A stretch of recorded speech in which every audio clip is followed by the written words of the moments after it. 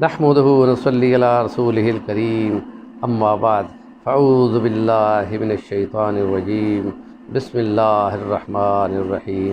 فنادى في الظلمات أن لا إله إلا أنت سبحانك إني كنت من الظالمين۔ وقال الله تعالى في مقام آخر: فلولا كان من المسبحين للبث في بطنه إلى يوم يبعثون۔ صدق اللہ العظیم۔ قرآن کریم کی یہ آیت حضرت یونس علیہ السلام کی اس مشکل کے ٹائم کی ہے جب انہوں نے 3 اندھیروں میں اپنے خدا رب کو پکارا تو اللہ پاک نے ان کو مچھلی کے پیٹ سے نکالا اور ساحل پر ان کو مچھلی نے اگل دیا۔ تو یہ ساتھ یہ فرمایا دوسری آیت میں کہ اگر وہ یہ تسبیح نہ پڑھتے تو ہم یہ مصیبت ان کی نہ ہٹاتے، اور وہ مچھلی کے پیٹ میں ہی قیامت تک ان کی گویا کہ قبر بن جاتی۔ نبی پاک صلی اللہ علیہ وسلم نے اس کی تشریح میں فرمایا ہے کہ جو تسبیح پڑھتا ہے اللہ اس کی برکت سے بندوں پہ مصیبت ہٹا دیتے ہیں۔ ایک واقعہ اس بارے میں یہ ہے کہ حضرت عمر فاروق نے ایک بندے کی کسی جرم پر تعزیر لگانی تھی۔ جو حدود ہوتی ہیں وہ تو متعین ہوتی ہیں، جو زائد کوئی سزا ہوتی ہے وہ حکمران کی مرضی پہ ہوتی ہے۔ تو ان کو 10 کوڑے لگانے کا انہوں نے حکم دیا۔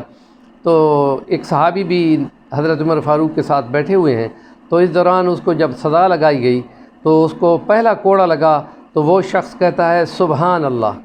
ایک دم حضرت عمر نے کہا رکو رکو، آپ مزید نہ مارو۔ تو وہ جو صحابی بیٹھے ہوئے تھے وہ ہنس پڑے۔ تو حضرت عمر نے ان سے پوچھا کہ آپ ہنسے کیوں ہیں؟ تو انہوں نے فرمایا کہ نبی پاک صلی اللہ علیہ وسلم نے فرمایا ہے کہ بندہ جب تسبیح پڑھتا ہے تو اس پر مصیبت ہٹا دی جاتی ہے۔ تو یہ مشاہدہ میں نے خود دیکھ لیا کہ گویا نبی پاک نے جو فرمایا تھا وہ میں نے اپنی آنکھوں سے دیکھ لیا کہ آپ نے اس پہ مزید سزا ختم کر دی۔ تو یہ تسبیح جب بندہ پڑھتا ہے لا الہ الا انت سبحانک انی کنت من الظالمین، اس میں پہلے توحید ہے لا الہ الا انت سبحانک، دوسری تسبیح ہے، اور انی کنت من الظالمین اس میں توبہ ہے۔ تو یہ 3 کام اکٹھے اس میں کیے جاتے ہیں۔ تو اس لیے نبی پاک نے فرمایا ہے کہ یہ جو دعائے حزین پڑھتا ہے ہم اس پر دکھ اور مصیبت ہٹا دیتے ہیں۔ وَكَذَلِكَ نُنْجِي الْمُؤْمِنِينَ۔ تو یہ دعائے حزن ملال ضرور پڑھنی چاہیے، اور یہ صبح و شام کی ایک تسبیح نکالنی چاہیے۔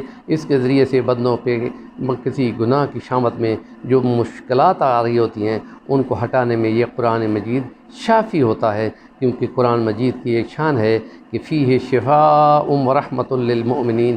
نیکی کی بات کو آگے ضرور کنوے کریں، ہمارے چینل کو سبسکرائب کریں۔ جزاکم اللہ واحسن الجزاء۔